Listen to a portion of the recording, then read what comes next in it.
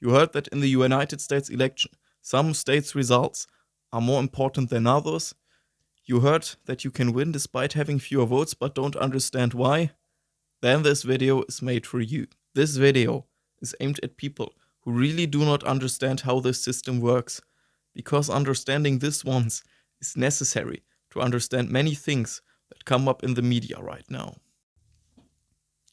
As you know, the United States consists of 50 states and the District of Columbia, and in the United States there is no system comparable to many other countries where the votes are counted in the whole country, and the more votes you have, the better.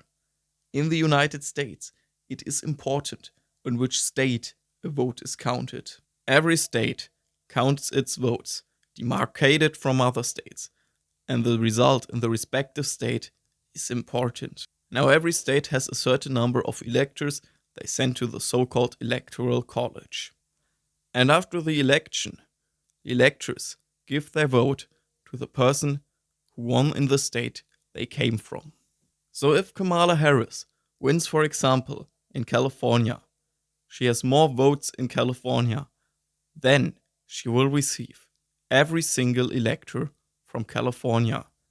All the electors. This is the important point.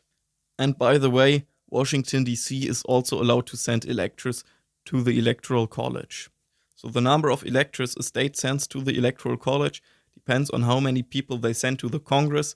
California, for example, sends most people to the Electoral College, 54 electors. Alaska, for example, sends 3 electors to the Electoral College. And to win the election, it is necessary to have at least 270 electors. But now we come to the point why the system is criticized so much. Because of the fact that a candidate who wins in a state receives all of the electors, it is possible, despite having fewer votes. And I'll explain to you why. So just imagine Kamala Harris won California with only a single vote advantage. Then she would still receive every single elector from California, all of those 54 electors. I know if this happened in reality, it would cause several problems, but just in theory. So imagine Donald Trump won many states with a huge advantage, but Kamala Harris won many states with a close advantage, but enough states to get the 270 electors. Then she would win the election, despite the fact that she'd probably have fewer votes than Donald Trump, or the other way around. If you are confused right now, this simplified model tries to make it clear.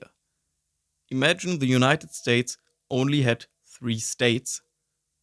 2 of them have respectively 10 inhabitants and send 3 electors to the Electoral College.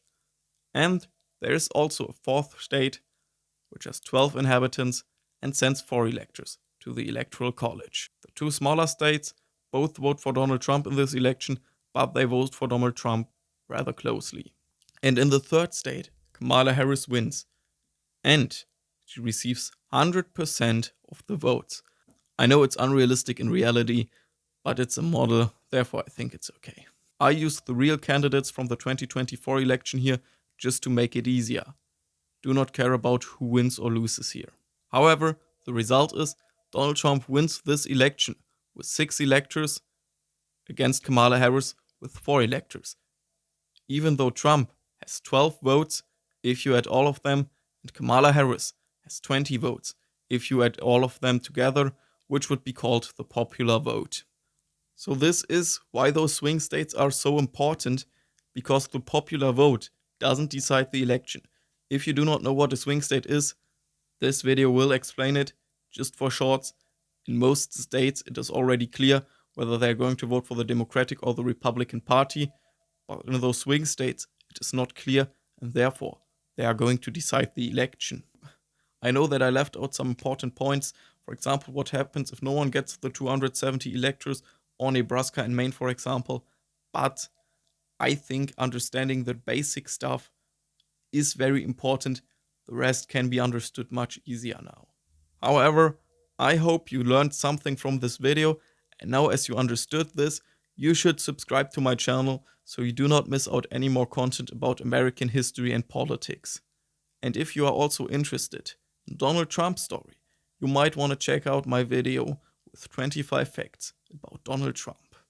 Thank you for watching.